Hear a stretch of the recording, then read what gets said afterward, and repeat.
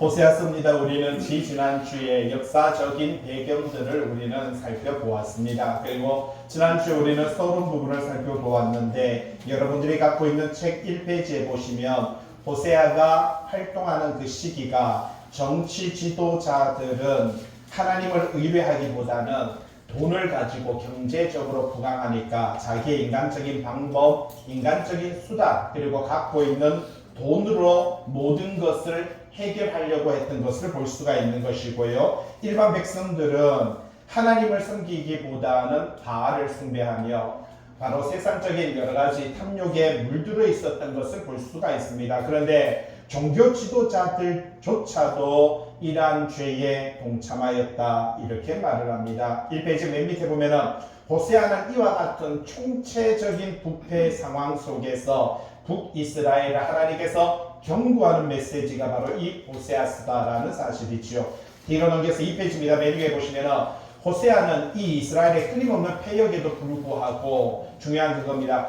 회개하고 돌아오기만 하면은 용서하시겠다. 참 이게 참 중요한 단어입니다. 회개하고 돌아오기만 하면 뭐 한다고요? 용서하시겠다라고 하는 하나님의 이 무조건적인 절대적인 사랑을 강조하고 있다라고 하는 사실입니다. 여러분, 성경이 강조하는 포커스를 보시기 바랍니다. 성경은요, 호세아서를 통해서 호세아와 고멜 사이의 사랑 이야기, 연애 이야기를 우리에게 들려주는 게 아닙니다. 하나님과 하나님의 백성이라고 하는 이스라엘 사이에 이스라엘 백성들이 하나님을 배반하고 세상적인 방법, 인간적인 수단, 인간적인 방법으로 세상을 살려고 하는 그들을 하나님께서 그들에게 뭐라고 말합니까? 회개만 하면 용서해 줄게, 회개만 하면 용서해 줄게 하는 것을 호세아와 고멜의 사건으로 샘플을 삼아서 우리들에게 전달하고 있는 이런 모습을 볼 수가 있는 것입니다. 그래서 5번에 호세아 6장 3절에 뭐라고 합니까? 여호와를 알자, 힘써 여호와를 알자. 그렇기 때문에 저와 여러분들은 누구를 알아야 된다고요? 하나님을, 이 여호와를 알아야 된다라고 하는 것을 이 성경은 우리에게 들려주고 있다라는 사실입니다. 언제나 그분은 우리에게요, 새벽별과 같이, 새벽빛과 같이, 그분은요, 이른 빛, 늦은 비와 같이 언제나 우리의 삶 가운데 그분은요, 인지하시고 함께하시고 역사하신다라고 하는 사실을 이 성경은 우리에게 들려주고 있는 것을 발견할 수가 있다는 것이죠. 그러면서 하나님의 백성들은 우상 숭배, 여러분 탐욕, 영적 간음이라고 이렇게 말합니다. 여러분 야고보서 4장 4절에 가늠한 여인들아, 세상과 벗된 것이 하나님과 원수됨을 알지 못하느냐. 여러분 세상과 벗된 것, 여러분 세상의 바로 그 기준, 세상의 가치, 그러한 것들을 쫓아가고 따라가는 것이 곧 하나님과는 원수된다라고 그렇게 말합니다. 3페이지에 보시면 두 번 동그라미 이번에 있죠. 하나님의 진리의 말씀을 수호하고 성도들에게 가르쳐야 되는 종교 지도자들이, 하나님의 말씀을 가르쳐야 되는 종교 지도자들이 탐욕의 마음이 빼앗겨 있다라는 겁니다. 여러분 마찬가지로 성도들도 탐욕의 마음이 빼앗겨 있다라는 것입니다. 욕심이 잉태하면 죄를 낳고 죄가 장성하면 사망에 이릅니다. 결국은 골로새서 뭐라고 말합니까? 여러분 탐하는 마음이, 탐심이 곧 우상 숭배다, 그렇게 말을 합니다. 내가 무엇인가 세상을 살아가면서 내가 탐하고 있는 이런 마음이 근본적으로요, 하나님의 말씀에 대한 간절함과 탐하는 마음을 가져야 되는데 그러한 것이 아니라 세상적인 것이 기준이 될 때 그것이 곧 우상 숭배다, 죄악이다, 곧 사망이다, 그렇게 말을 하고 있는 것을 볼 수가 있는 것입니다. 자, 3페이지에 보시면 밑에서 도표 바로 위에 북이스라엘 백성들이 우상을 숭배하며 죄악된 길로 달려가 끝내 멸망을 자초한 이유, 여러분 자 보세요. 왜 북이스라엘이 이렇게 멸망하게 되었느냐? 그들이 하나님에 대한 지식이 결여되었다. 뭐가 결여되었다고요? 하나님의 말씀에 대한 지식입니다. 그러니까 말씀이 없었다, 그렇게 말을 하고 있는 것입니다. 오늘날도 신앙생활하고 있는 수많은 크리스찬들의 모습을 보면 하나님의 말씀이 중심이 되지 아니하고요, 자기의 전통, 자기의 사상, 자기의 생각들, 그리고 세상적인 기준들, 어떤 유명한 슈퍼스타 목사님들의 그 어떤 설교가, 그러한 것들이 기준이 되어 있는 것을 볼 수가 있다는 것입니다. 오늘 성경은 우리들에게 지적하고 가르치고 있는 것은 철저하게 하나님의 말씀이 중심이 되고 하나님의 말씀이 기준이 되어야 된다라고 하는 것을 우리들에게 들려주고 있는 것을 볼 수가 있는 것이지요. 4페이지에 보시면은 자 우시야, 요담, 아하스, 히스기야라고 이렇게 말합니다. 유다 왕에 대한 이야기를 들려주고 있습니다. 여러분 여기 한번 보시기 바랍니다. 지도에 보면 남유다라고 이렇게 말을 하죠. 그리고요 북이스라엘이라고 그렇게 말을 합니다. 그런데 지금 바로 호세아가 활동하는 것은 북이스라엘 쪽입니다. 그런데 갑자기 북이스라엘 너네들이 멸망할 것이다 라고 하는 이야기를 하는데 갑자기 남유다의 왕들의 4명을 이야기를 하고 있다라는 것입니다. 무슨 말이냐면 북이스라엘 너희들은 멸망할 것인데 남유다 너네들은 잘 들어, 얘들이 왜 멸망했는지 잘 보고 너희들은 정신 차려 라고 하는 것입니다. 그 이야기가 바로 1절의 말씀인 것을 볼 수가 있는 것이죠. 북이스라엘이 멸망하는데 왜 남유다의 왕 4명을 이야기하냐라는 사실이죠. 여러분 왜 남유다는요 왜 이렇게 멸망하지 않냐면 그래도 남유다의 왕들이 말씀대로 조금 살았다는 거예요. 자, 전적으로 산 게 아니고요. 남유다 백성들은 왕들이 어떻게 했다고요? 조금 살았다라는 거예요. 그만큼 지도자들이 여러분 이렇게 말씀을 전하고 어떻게 보면 한 나라를 리더하는 사람들의 역할이 정말 중요하다는 겁니다. 그들의 그나마 왕들, 거기 그 대표적인 왕이 바로 4명이 있습니다. 1번 우시아죠. 여호와는 힘이시다라고 이렇게 말을 합니다. 요담이지요. 남유다의 11대 왕이고 16년 동안 가르쳤고 바로 정직한 통치자로서 산당, 우상을 제거했다라고 그렇게 말합니다. 아하스가 있습니다. 남유다 바로 12대 왕이었던 것을 볼 수가 있는 것이지요. 그런데 여기서도 바로 히스기야가 나옵니다. 여호와께서 강하게 하신 자, 참 이름도 멋있습니다. 히스기야, 여호와께서 강하게 하신 자, 그렇게 말을 합니다. 종교 개혁을 일으켰습니다. 성전 중심으로 한 개혁을 단행했고요. 6월절 의식을 회복시켰고요. 참된 예배 바로 형식을 회복시켰습니다. 이 정도로 칭찬받을 만하잖아요. 이런 사람들 때문에 남유다는요 조금 늦게 멸망을 당합니다. 여러분 성경에 보면 어디에 있냐면은 맨 뒤에 100페이지 한번 보시기 바랍니다. 여러분 책 가지고 있는 책 100페이지에 보시면 100페이지, 101페이지는 저하고 여러분 책이 조금 달라요. 여러분 책이 제 거보다 조금 더 보완 더 시켰는 거거든요. 99페이지 한번 보시기 바랍니다. 99 성경 연대기표라는 게 있습니다. 자, 아브라함 BC 2166년 아브라함의 출생이라는 게 있죠. 거기서부터 이삭의 출생까지 약 100여 년 정도가 걸리고요. 이삭이 출생하고 에서와 야곱의 출생까지 60년, 그리고 에서와 야곱의 출생, 야곱이 하란으로 도피한 데까지 77년이 걸리고요. 뒤로 넘겨서 보면 100페이지에 보시면 1876년 야곱이 애굽으로 들어갑니다. 그리고 1446년에 이스라엘이 애굽을 탈출하죠. 거기까지 약 430년이라는 시간이 걸리는 것을 볼 수가 있는 것이죠. 그리고 밑에 보시면 1484년에 사사들이 통치합니다. 하나님께서 이스라엘을 인도하는데 400년 동안 사사들이 통치하는 것을 볼 수가 있는 것입니다. 그리고 사울이 통일왕국 시대를 일으키죠. 그 다음에 다윗이 통일왕국 시대를 이어갑니다. 사울은 40년 동안에, 다윗은 33년 동안에, 그리고 솔로몬이 39년 동안에 성전을 기공하게 되는데 이 100여 년의 시간이 지나고 나니까 오른쪽에 101페이지 보니까 남유다와 북이스라엘로 이렇게 두 나라가 나뉘어지게 되는 것을 볼 수가 있습니다. 이렇게 나누어지고 200년이 지나니까 자 724년에 722년이죠. 오른쪽에 보면 북왕국 이스라엘의 함량, 자 북왕국 이스라엘이 무너지게 되는 것을 볼 수가 있습니다. 200년이라는 세월이 지납니다. 그리고는요 뒤로 넘겨서 보시면은 남유다 왕국의 함락이 586년입니다. 300년 동안 그들은 100년 정도 더 시간이 있었던 것을 볼 수가 있죠. 하나님께서 남유다에게는요 한 120~30년 동안 기회를 더 줬습니다. 어떤 기회예요? 하나님의 말씀으로 회복되는 기회를 줬습니다. 결국 그런데 남유다도 하나님의 말씀으로 회복되지 않으니까 결국은 그들도요 멸망합니다. 남유다는 또 바로 이 유다가 함락되는 이런 모습을 볼 수가 있다는 것입니다. 이런 역사적인 배경, 결국은 여기서 성경을 통해서 우리에게 하고자 하는 말은 고멜과 호세아의 어떤 사랑 이야기를 호세아서는 이야기하는 게 아닙니다. 하나님의 백성과 하나님과의 관계, 하나님의 백성과 하나님과의 그 사랑 이야기를 호세아를 통해서 우리에게 들려주고 있는 것입니다. 하나님께서는 내가 너희를 지켰고 내가 너희를 보호하였으며 내가 너희를 인도하였고 내가 지난 1500년 동안 너희를 지키고 보호하였는데 결국 너희는 나를 배신하고 결국 너희들은 내 말씀을 듣지 않고 내 말씀을 순종하지 않고 나를 떠났어.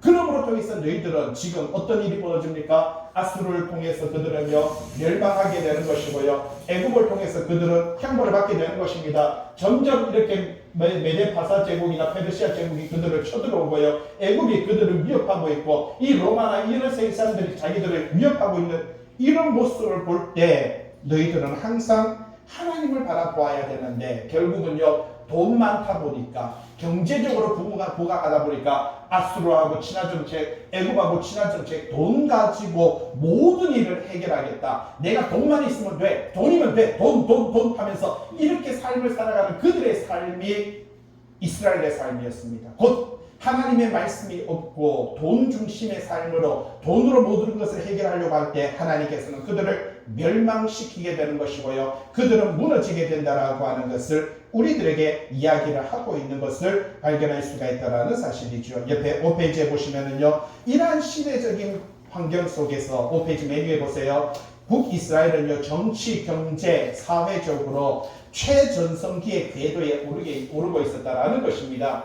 부족함이 없는 나라를 살아가고 있었습니다. 정말 걱정 없는 태평성대를 누리고 있었다라는 것입니다. 이러한 시점에 결국은 그들은요 동그라미 8번에 있습니다. 북이스라엘은 하나님을 섬기면서 여호와를 섬기면서 어떤 일을 했습니까? 이방의 우상을 섬기는 혼합주의적 종교 생활을 했다라는 사실입니다. 그들의 삶은요 사치와 방탕 그리고 불의와 무자비함과 부패로 흥행되었고요, 그들의 종교적 의식은 오직 복을 받기 위해서 하는 기복적인 신앙이었다라는 것입니다.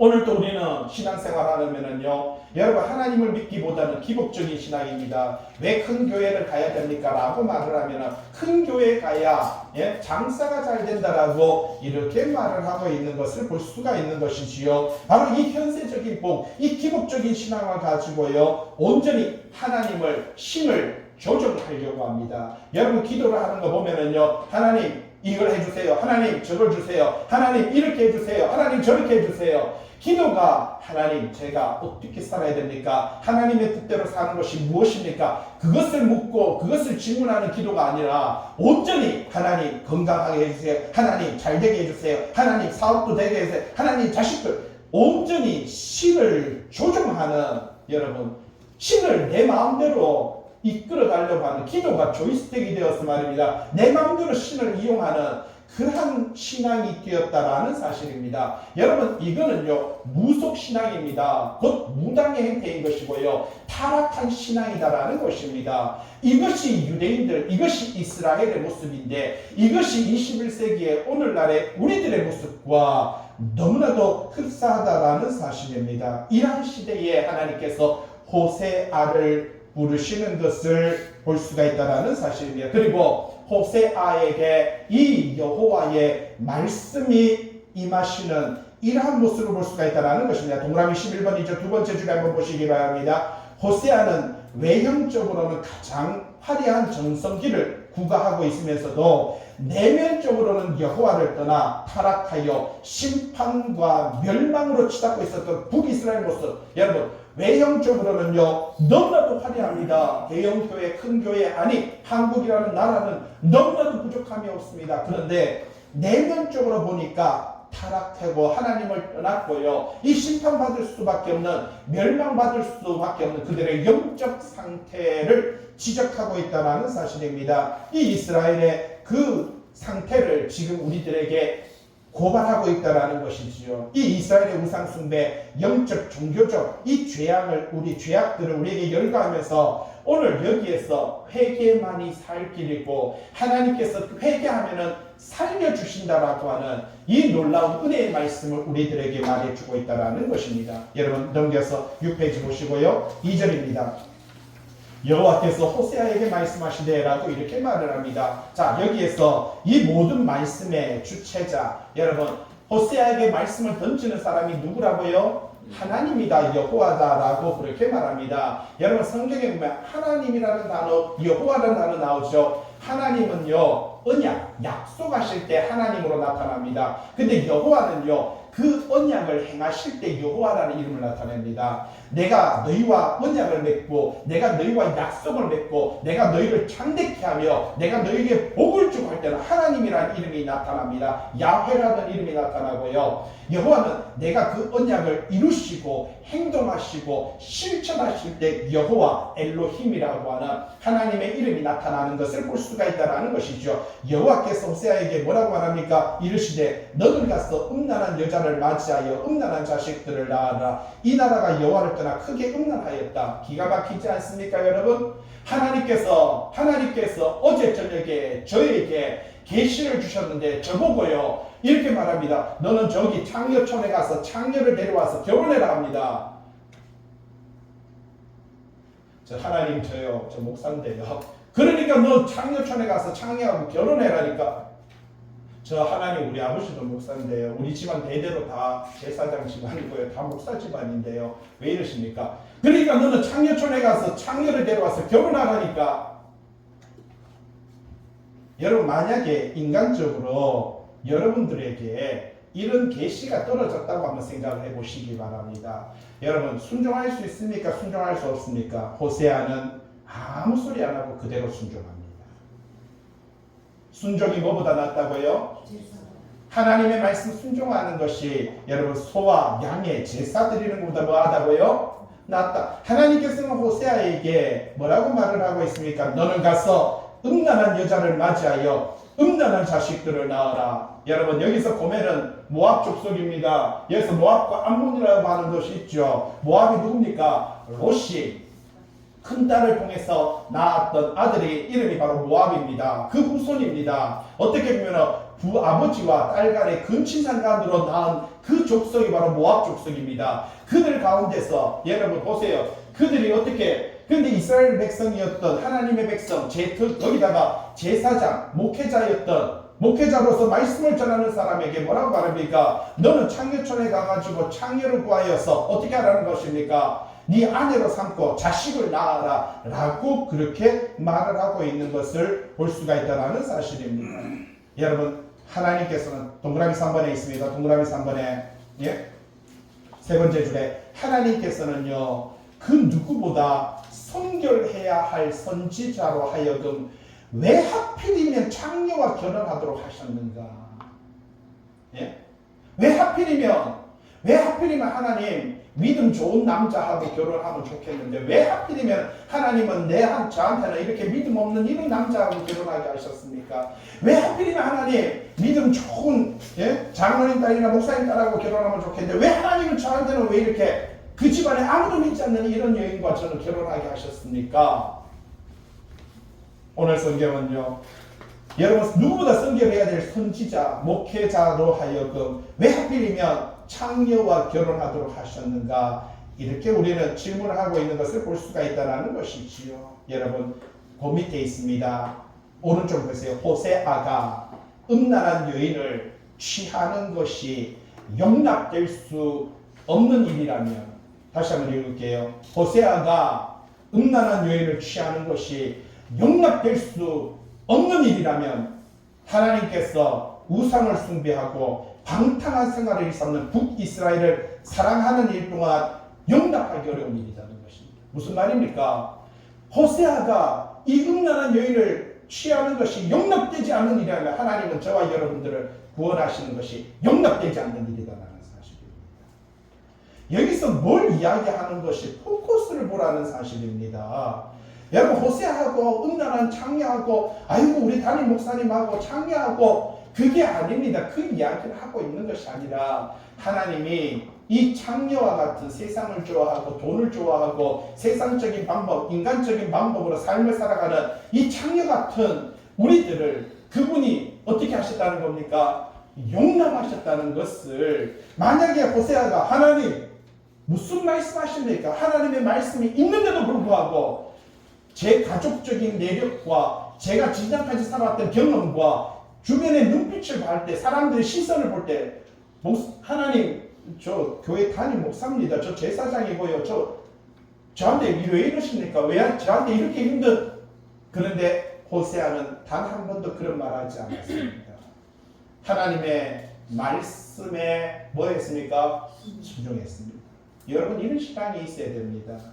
하나님께서 이렇게 말씀하시고 저렇게 말씀하시는데 우리는 어떻게 합니까? 하나님의 말씀은 다 그냥 지워버립니다. 아니 막아버립니다. 그리고 뭐가 더 중요합니까? 내 경험, 내 지식, 내 신앙, 내 믿음, 내가 갖고 있는 철학, 여러분 이런 것들이 더 중요시 되어 있는 것을 볼 수가 있다라는 사실입니다. 자, 오늘 성경은요, 음란한 자식, 동라면에 있습니다. 음란한 자식을 낳으라. 그래서 자식을 낳습니다. 자, 그러면 이 자식은 누구의 자식입니까? 우리는 보통 어떤 분들은 그렇게 말하더라고요. 호세아, 여기서 고멜이 낳은 자식은 호세아의 자식이 아니라 나갔어. 또 창녀이기 때문에 그는요 호세아하고 결혼 생활했지만 저쪽에 가서 딴 남자의 자식을 잉태하여 왔다. 여러분 성경은 그렇게 말하지 않습니다. 여기서 보세요. 뭐라고 말하니까 너는 갔어. 음란한 여자를 맞이하여 음란한 자식들을 낳아라. 누구 보고 했습니까? 호세아 보고 말했습니다. 그러니까 이 자식은 누구의 자식이에요? 호세아의 자식인 거예요. 예? 내 자식인 거예요. 우리는 이걸 이상하게 호세아를 이상하게 보는 사람들이 여기서 자녀들은 호세아의 자식이 아니라 어차피 너의 자식이니까 여러분 너의 자식이라고 하는 순간에 벌써 별로 관심이 없어져요. 그런데 내 자식이라고 하는 순간에 여러분 관심도가 달라지는 거예요. 어쨌거나 그 여인은 음란한 여인이지만 그 음란한 여인을 통해서 낳은 자식은 누구 자식이에요? 호세아의 자식이다라는 사실입니다. 여러분 그걸 이야기하고 있습니다. 하나님께서 우리에게 말하고 싶어하는 것이 그겁니다. 동그라미 5번에 보세요. 너는 음란한 자식을 낳아라라고 그렇게 말을 하고 있습니다. 이스라엘에 대한 하나님의 관계를 드러내고 있고요. 밑에 호세아서 1장 4절에 이스루엘 하나님께서 흩으셨다. 로로하마 긍휼히 여김을 받지 못하는 자 로암미 내 백성이 아니라 그렇게 말을 하고 있는 것을 볼 수가 있다는 사실입니다. 자, 동그라미 6번에 한번 보세요. 이 나라가 여호와를 떠나 크게 음란하였다. 누굽니까? 이 나라 북이스라엘. 이 나라 하나님의 백성, 하나님의 나라 백성들이 하나님을 떠나서 크게 음란하였다. 그렇게 말합니다. 자, 여기서 말하는 것은요, 이스라엘이 중요하고 로로하마가 중요하고 로암미가 중요하니까 이게 아닙니다, 여러분. 여기서 호세아가 낳은 자식이 누구고 호세아가 낳은 자식의 이름이 어떠하고 이게 중요한 게 아니에요. 그 이야기를 하고 있는 게 아닙니다. 고멜을 가리켜서 말하는 거 아닙니다. 예? 하나님께서 흩으셨다. 긍휼을 받지 못한다. 내 백성이 아니라 이게 중요한 게 아니라 이스라엘 백성, 하나님의 백성들이 하나님의 말씀을 떠나서 그들이 세상과 함께 타협하고 갖고 있다라고 하는 것을 오늘 성경은 이야기를 해주고 있다는 사실입니다. 자, 하나님은 호세아에게 음란한 고멜과 결혼해서 그리고 말합니다. 음란한 자식을 낳아라라고 그렇게 말합니다. 이거는요 북이스라엘이 하나님과의 언약, 약속, 말씀을 저버리고 우상 숭배에 빠지는 그 죄악을 범한 사실을 상징적으로 보여주고 있다는 사실입니다. 자, 동그라미 7번에 있죠. 하나님의 백성들이 이 영적인 간음입니다. 하나님을 저버리고 우상을 섬기고 방탕한 생활 가운데서 빠져있는 그 생활, 바로 행위를 가리켜서 그들을요 음란하다 그렇게 말을 하고 있습니다. 오른쪽에 7페이지요. 자, 동그라미 3번 보도록 하겠습니다. 3번 3절입니다. 이에 갔어. 하나님의 말씀 믿고 그는요 돌이키지 않고 갔습니다. 디블라임의 딸 고멜을 맞이하였더라. 자, 이거는요 추상적이다, 상상에 의한 이야기가 아닙니다. 분명히 역사를 말해줘요. 디블라임의 딸 고멜 이렇게 말을 하고 있습니다. 자, 좀 전에 말했죠. 역사적으로 모압의 후손입니다. 그리고 그 아버지가 디블라임이다라고 이렇게 말합니다. 디블라임 아버지가 있고요. 그 딸 고멜이다라고 말을 하고 있는 실제적인 역사적인 인물이었다라고 그렇게 말을 하고 있는 것을 볼 수가 있다는 것이지요. 그 고멜이 자, 동그라미 2번에 보세요. 고멜이라는 뜻이 바로 끝, 완전이라는 뜻이 있죠. 그러면서 오른쪽에 보세요. 완전한 음란, 끝판왕, 음란의 끝판왕. 완전한 음란. 음란해도요, 그냥 음란한 게 아니고 완전한 음란. 그러니까 음란의 끝판왕이다. 그렇게 말을 하고 있습니다. 그녀가 죄악에 완전히 물들어 있었다. 오늘날 우리들이 성도들이 오늘 이 세상에 완전히 물들어 있다는 것입니다. 오늘날 이 세상의 성도들이요 끝판왕이라는 것입니다. 예? 이 세상을 사랑하는 것, 돈을 사랑하는 것, 일만하게 죄의 근원이라고 말하는 것을 사랑하는 것이 거의 끝판왕이라는 사실입니다. 하나님의 말씀을 귀하고 묵상하며 그 말씀을 사랑하기보다는 세상적인 것들에 온전히 모든 것을 의지하고 있다는 사실이지요. 그를 맞이하였다라고 이렇게 말을 합니다. 호세아가 고멜을 자신의 아내로 맞이하라는 하나님의 말씀에 순종하였다라고 하는 것입니다. 그때 고멜이 임신하여 아들을 낳으며, 자 보세요. 호세아가 고멜을 아내로 취한 것도 사실이고요. 그 아들이 호세아의 친자식이라는 것도 사실이다라는 것입니다. 왜냐하면 고멜이 낳은 게 바람 피고 나가가 또 딴 남자에게 시받아왔다. 이렇게 설교하는 것은 성경에서 위배되는 것입니다. 오늘 이 성경이 뭘 이야기하고 있냐? 하나님께서 이스라엘을 내 백성이라고 하셨고요. 하나님께서 오늘 성도들을 내 백성이라고 말하고 있습니다. 저와 여러분들이 하나님의 백성인 거예요. 너의 백성이 아니고 너의 자식이 아니고 내 자식이다. 하나님께서 오늘 저와 여러분에게 그렇게 말해주고 있다는 사실입니다. 4절이죠. 뒤로 넘겨서 펼쳐집니다. 여호와께서 호세아에게 이르시되 그 이름을 뭐라고요? 이스르엘이라 하라. 조금 후에 내가 이스르엘의 피를 예후의 집에 갚으며 이스라엘 족속의 나라를 폐할 것임이니라. 자, 예후의 집안이라고 이렇게 말을 합니다. 좀 전에 1절에 보면은 우시야, 요담, 아하스, 히스기야 이런 여러 가지 왕들이 있고 이걸 예후 왕조라고 이렇게 말을 하고 있습니다. 예후가 나름대로 하나님의 말씀 앞에서 여러분 믿음으로 섰었는데 결국은 그는요 어떤 죄를 범했습니까? 바로 이 기도를 보면은 나름대로 하나님 앞에 바로 섰지만 그가 마지막까지 하지 않은 것이 있는데 뭡니까? 이 베델에 있는 금송아지 그리고 단이라고 하거든요. 여기에 있는 금송아지 이것만은 하나님의 말씀대로 모든 것은 다 지켜 행했는데 결국은 베델에 있는 여기에 있는 금송아지와 여기에 있는 금송아지만은 멸하지 않았다는 사실입니다. 이건 뭘 이야기하는지 아십니까?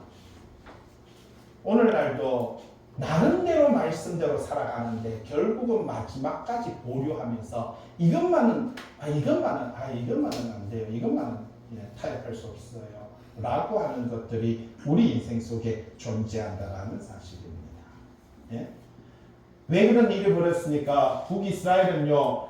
이스라엘 백성들은 그래도 예루살렘을 그리워하거든요. 백성들이 예루살렘에서 바로 여기에서 예배를 드리고 여기 가는 거 절기 때마다 여기 가니까 못 가게 하기 위해서 베델에다가 금송아지를 세우고 그리고요 단에다가 금송아지를 세워놓고는 이것이 바로 너희를 인도하신 여호와라라고 말을 했습니다. 그런데 자기가 딱 예후가 통일을 하고 나서 나름대로 이렇게 왕이 되고 나니까 백성들이 자꾸 가려고 하거든요. 그러니까 안 돼. 그것만은 안 돼. 이것만은 안 돼. 타협하지 못하는 것들이 있다는 겁니다. 여러분 그것이 뭡니까? 하나님의 말씀보다 더 소중한 여러분 우리에 보면은 가장 강력한 것이 돈입니다.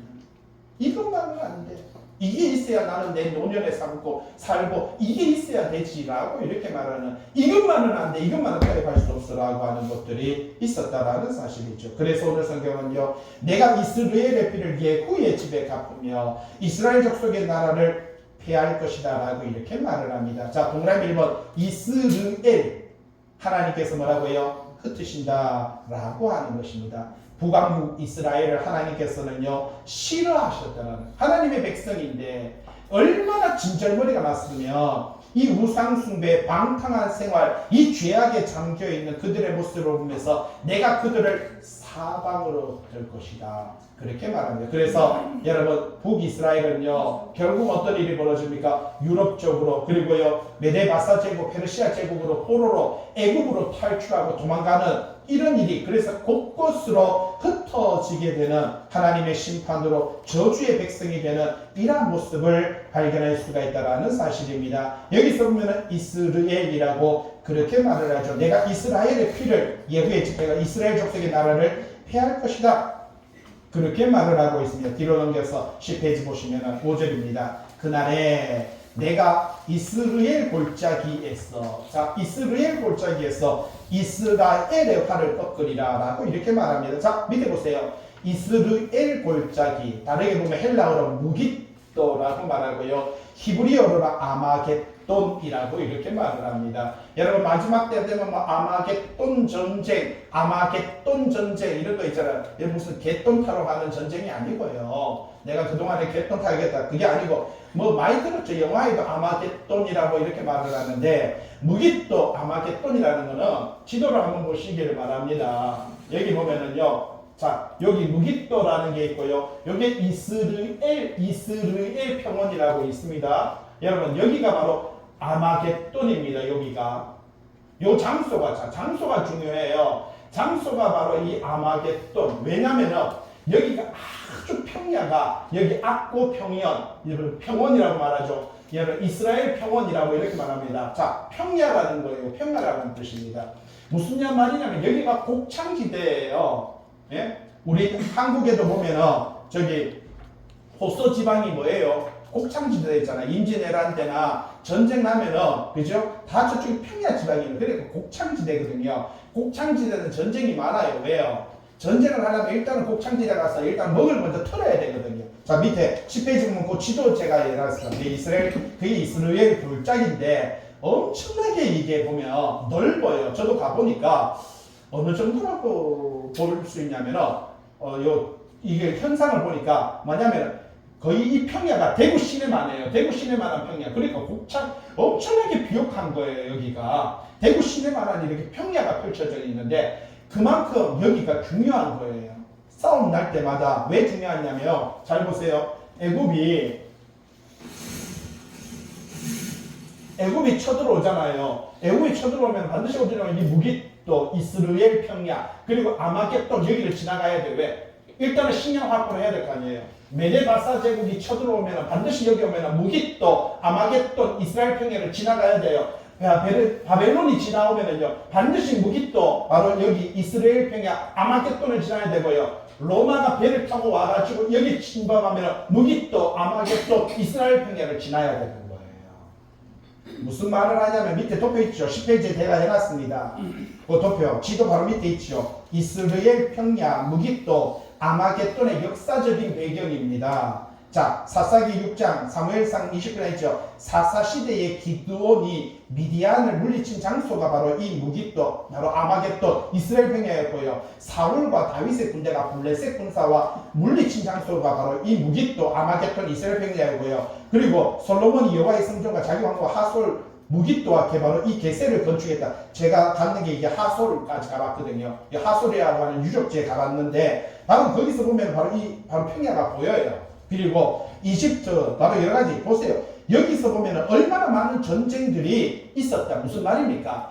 여기는 곡창지대다 보니까 수많은 전쟁과 전쟁, 난리와 난리가 끊임없이 벌어진다. 여러분, 아마겟돈 전쟁, 마지막 때 아마겟돈 전쟁이라는 뜻은요, 끊임없이 그러한 일이 반복된다라는 뜻을 말해주고 있는 것이지, 마지막 전쟁이 아마겟돈 전쟁이다 이렇게 가면 안 되는 거예요. 그게 성경을 잘못 해석하는 겁니다.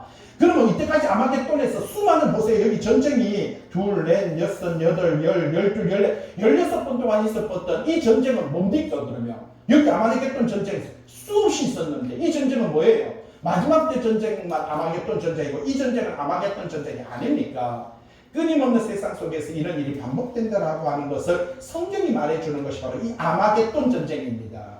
이게 무깃도 전쟁이고요. 이스라엘 평야에, 자, 저기 보세요. 5절에 그날에 내가 이스라엘 골짜기에서 이스라엘의 활을 꺾으리라. 예? 오늘 우리 지호가 여기서 꺾여졌지만, 예? 이 활을 꺾여버린다는 건 뭐예요? 적과의 전투를 하는데 여기에서 활이 꺾여졌다는 것은요, 내가 그 적으로부터요 침공을 당한다라는 겁니다. 활이 살아있다는 것은요, 내가 적을 쳐 부순다는 뜻인데 내 활이 꺾여졌다는 것은 적으로 말미암아 내가 침공을 당한다라는 것을 이야기를 해주고 있는 것입니다. 왜 이런 일이 벌어졌습니까? 하나님께서 그들을 지키시지 않고 하나님께서 그들을 버렸기 때문에. 왜 버렸습니까? 그들이 하나님의 말씀을 버렸기 때문이다라고 성경은 그렇게 말을 하고 있다는 사실입니다. 동그라미 3번에 보세요. 밑에 하나님께서 북이스라엘이 전쟁에서 완전히 패배할 것을 말하고 있다는 사실입니다. 그들은 하나님 대신에 자신들의 군사력과 우방인 애굽의 군사력이 자신들을 보호해 주리라고 생각했습니다. 여러분, 내가 갖고 있는 젊음이, 내가 갖고 있는 건강이, 내가 갖고 있는 직장이, 내가 갖고 있는 이 돈이, 내가 살고 있는 이 아파트가, 내가 갖고 있는 이런 재산이 이것이 나를 지켜줄 것이다 라고 착각을 하지만 그것은요 착각이다라고 그렇게 성경은 말해주고 있습니다. 내가 너희를 지키리라. 6절 고멜이 임신하여 딸을 낳았어요. 자, 처음에 아들을 낳았는데 뭐라고 말합니까? 그 아들이요 이름이 이스르엘이라 라고 이렇게 말을 했는데 내가 그들을 흩으리라 라고 이렇게 말을 합니다. 자, 6절이죠. 임신하여 딸을 낳으며 여호와께서 호세에게 이르되 그 이름을 뭐라고요? 로루하마라 하라. 내가 다시는 이스라엘 족속을 긍휼히 여겨서 용서하지 않을 것이다. 자, 밑에 동그라미 1번에 있습니다. 다시는 내가 사랑하지 않겠다.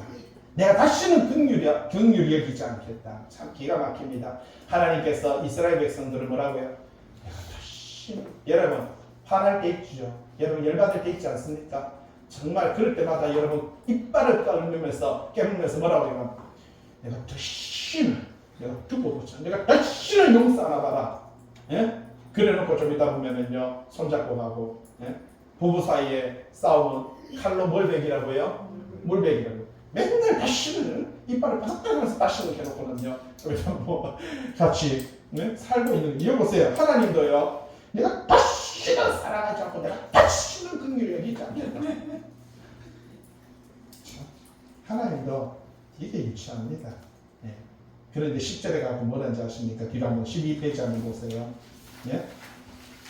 12페이지. 너희는 내 백성이 아니라 한 그곳에서 그들에게 이르기를 너희는 살아계신 하나님의 아들이라 할 것이다. 무슨 뜻이에요? 너희는 내 백성이 아니야. 다시는 내 백성이라 할게야. 이게 뭔지 아십니까? 여기 보세요. 지도 한번 보세요. 내가 다시는 너희들을 사랑하지 않고 내가 다시는 너희들 긍휼, 다시는 그 베들레헴에 누가 오셨어요? 예수님을 믿는 자는 누굴 찾는다고요? 내 백성 찾는다. 그 이야기라고. 내가 다시는이라고 해놓고는요 거기에 하나님은 세상을 이처럼 사랑하사 독생자를 주셨으니 이는 그를 믿는 자마다 멸망치 않고 영생을 얻게 하게 하십니다. 예? 그게 이 말이거든요. 참 하나님 보면요, 예? 금방 삐져가지고 다시는 가까워. 그래놓고 떠나가까면 뭐가 있는 거예요, 하나님. 기가 막힙니다. 그래놓고 이렇게 삐져놓고요 돌아서는 데까지 진짜 하나님은요. 진짜 10초도 안 걸리는 것 같아요. 이 긍휼히 여기지 않으니까 다시는 사랑하지 아니라 7절 한번 보세요. 11페이지. 내가 유다 족속을 긍휼히 여겨 그들의 하나님 여호와로 구원하겠고 활과 칼이나 전쟁이나 말과 마병으로 구원하지 아니하리라 하시니라. 8절 뭐라고 말해요? 고멜이 로루하마를 젖된 후에 또 임신하여 아들을 낳았네 라고 이렇게 말하죠. 뒤로 넘겨서 12페이지입니다. 여호와께서 그 이름을 로암미라 하라. 로암미. 오른쪽에 너희는 내 백성이 아니라. 너희는 뭐라고요? 내 백성이 아니야. 나는 너희 하나님이 되지 않을 것이다. 하나님 모습 보세요. 난 다시 사랑하지 않아. 네 백성이 아니라 난이 자식아 족보에서 이름을 뺄 거야. 나는 네 아버지가 아니야. 나가 이 자식아.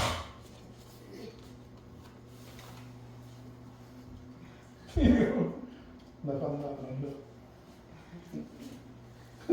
들어오나 먼 발치에서 탕자 비유 보면요 그 먼 발치에서 오나 안 오나 벌써 저 끝에서 나타났는데 하양줄에 왔는데 벌써 보고 내 아들인지 알아먹는 거예요. 저게 내 아들이구나 하면서 쫓아가는 것이 누구라고요? 하나님이다 라는 사실입니다. 너희는 내 백성이 아니라 그렇게 말하죠. 예? 신명기 32장 5절에 보니까 모세의 노래 보니까 그들이 여호와를 향하여 악을 행하니 하나님의 자녀가 아니요 흠이 있고 삐뚤어진 세대니라 라고 이렇게 말합니다. 10절. 그러나 참 보세요. 돌아서 이제 10초도 안 걸린 거야, 하나님. 그러나 이스라엘 자손의 수가 바닷가에 모래같이 되었어. 헤아릴 수도 없고 셀 수도 없을 것이며 전에 그들에게 이르기를 너희는 내 백성이 아니라 한 그곳에서 보세요. 너희는 내 백성이 아니라 내가 긍휼히 여기지 않을 것이다. 다시는 사랑하지 않을 것이다. 내가 흩을 것이다. 해놓고 뭐라고 말합니까? 이스라엘 수가 바닷가에 모래같이 될 것이고 헤아릴 수 없이 많을 것이며 너희는 내 백성이 아니라 한 그곳에서 그들에게 이르기를 너희는 살아계신 하나님의 아들이라 할 것이다. 다 흩어버리고 다 흩어버리는 그 자리에 베들레헴에 예수님께서 임재하시고 임마누엘 하시고요. 그를 믿기만 하며 내가 내 백성 삼아 줄 것이다. 그렇게 말을 하고 있는 것을 볼 수가 있다는 사실입니다. 10절에 동그라미 1번의 두 번째 줄에 보세요. 이것은 하나님의 자기 백성에 대한 징계의 목적, 그러니까 하나님께서 징계하시고 채찍을 드는 목적이 그들의 멸망에 있는 것이 아니라 그들로 하여금 성숙한 인격과 신앙을 가지게 하여 하나님과 바른 관계를 갖도록 하려는 데 있다라고 하는 사실입니다. 여러분, 하나님께서 채찍을 들고 하나님께서 징계를 하시는 것은 하나님과 뭐라고요? 바른 관계, 하나님의 말씀에 뭐 하도록? 순종하게. 여러분, 채찍 안 맞을 수 있습니다. 징계 안 받을 수 있습니다. 어떻게 하면 될까요? 말씀을 먼저 알아야 됩니다. 순종하려고 해도 순종할 거리가 있어야 되는 거예요. 말씀을 제대로 알아야 되는 거예요. 예? 그래서 그 말씀이 정확하게 알 때만이 그 사람은요, 징계와 채찍을 안 받을 수 있습니다. 하나님께서 인도하시고 하나님께서 그를 보호합니다. 하나님의 말씀 앞에 쓴 자를 하나님께서 반드시 지키시겠다. 그렇게 말을 하고 있는 것을 볼 수가 있다는 사실이지요. 자, 사실, 동그라미 1번의 밑에 사실. 하나님은 선민 이스라엘이 비록 범죄하여 징계를 받을지라도 그들을 여전히 사랑하시며 복 주시기를 원하십니다. 밑에 민수기 6장 24절에 여호와는 너에게 복을 주시고 너를 지키시기를 뭘 한다고요? 원하며. 하나님은 우리를요, 뭘 주시고요? 복 주시고 그 다음에요, 지키시기를 원하신다. 하나님은 자신의 모든 것을 다 동원해서 우리의 필요를 풍족하게 채워주시는 줄로 믿습니다. 25절에 여호와는 그 얼굴을 너에게 비추사 은혜 베푸시기를 원하며. 여러분, 사람이요 속상하고 삐지면요 가장 먼저 하는 행동이 뭡니까? 얼굴을 돌려요. 이 얼굴 돌리는 행위가 뭐예요? 삐졌다는 거예요. 너 다시는 상종 안 해. 그런데 사랑하면 어때요? 얼굴을 보기 시작하고 눈을 맞추기 시작. 여기 보세요. 여호와는 그 얼굴을 너에게 비추사. 그분이 우리를 얼마나 긍휼히 여기시고 그분이 우리를 얼마나 사랑하 비추사 은혜 베푸시기를. 그분이 우리를 바라보는 것이 가장 큰 은혜인 줄로 믿습니다. 여호와는 그 얼굴을 너에게로 향하여 드사 우리에게 뭐 주시기를? 평강 주시기를 원하노라. 네.